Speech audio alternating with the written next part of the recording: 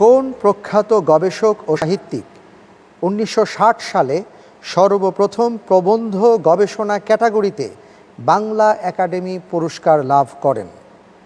ক. মাওলানা আবদুল্লাহিল কাফি আল কোরাইশি, খ.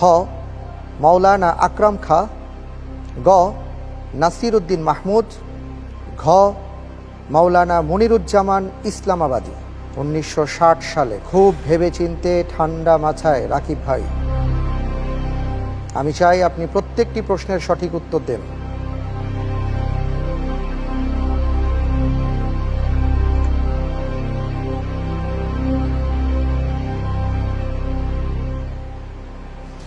সংশয় থাকলে আপনি সহায়তা নিতে পারেন। দুটো লাইফলাইন আপনার অবশিষ্ট আছে।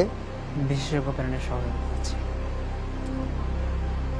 রাকিব হুসাইন বিশেষজ্ঞ প্যানেলের সহায়তা চাচ্ছেন। বিশেষজ্ঞ প্যানেলের সহায়তা দেয়া হোক।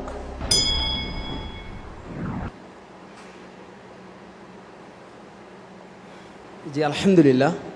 তিনি ঢাকার একটা প্রখ্যাত মাদ্রাসার প্রতিষ্ঠাতা, নাজিরা বাজারের প্রখ্যাত একটা মাদ্রাসার প্রতিষ্ঠাতা, মাদ্রাসাতুল হাদিস।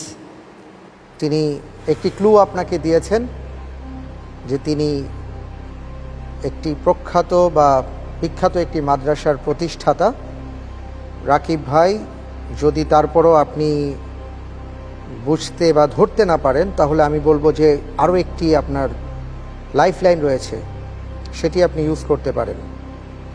আবদুল্লাহিল কাফি আল কোরাইশি, নামের সাথে কোরাইশি আছে, এটা একটা চিন্তার বিষয়। আরেক জায়গায় দেখতে পাচ্ছি মনিরুজ্জামান ইসলামাবাদী, এখানেও একটি শব্দ বা বিশেষণ জড়িত আছে।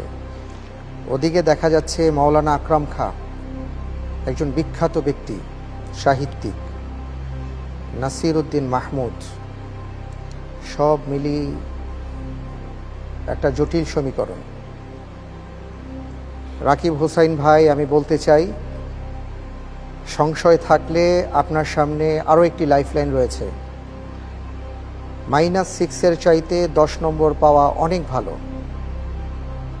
বুঝতে পারছি যে ভেতরে তোলপাড় চলছে, আসলে কোনটি রেখে কোনটি বলি।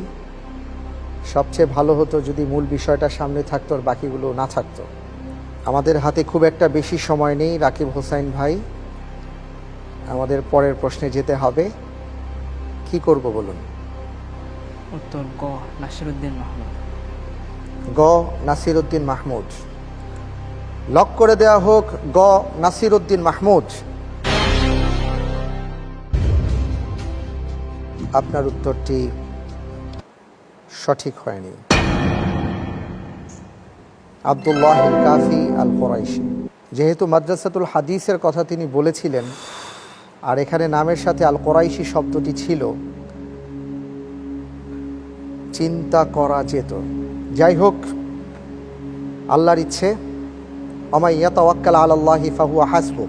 অসুবিধা নেই।